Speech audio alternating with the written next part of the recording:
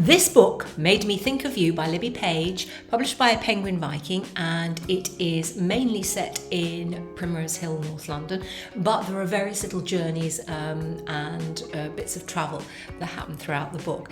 Now, a book or a novel that opens with the phrase, the right book in the hands of the right person at exactly the right moment in time can change their life forever. And I think if you have any inkling that a book is just going to sort of like hit the nail on the head, then this is it, because it is a wonderfully penned story. It's quite sad in many ways, but I really enjoyed it.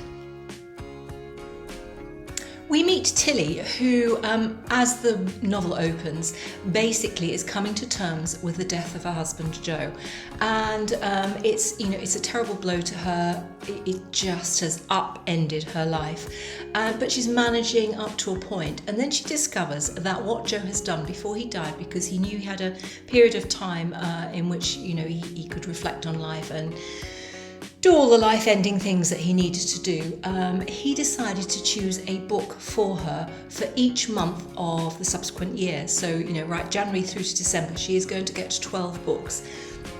And he's not a particular bibliophile, but because they met in Foyles in London, she is an incredible bibliophile. And so he has gone to extremely incredible lengths to choose novels that would be suitable for her.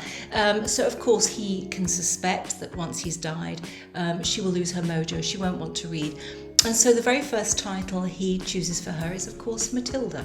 And it's a children's book, but somehow it gets her back into reading.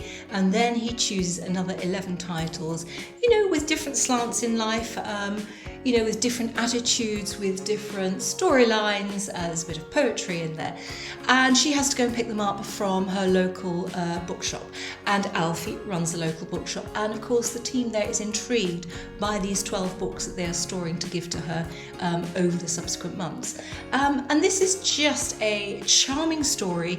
It features an awful lot of novels, many of which I'm sure most of the readers will actually recognise because they've been popular over the last 2 years.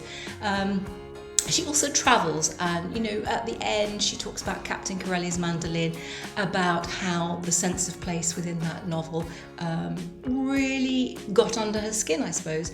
And of course, we're right there with her. So if you're looking for a novel that is poignant, that is a bit sad, but ultimately, has a really warm feel about it, then this really is one to pick up. I really enjoyed it, and it's a real novel for bibliophiles.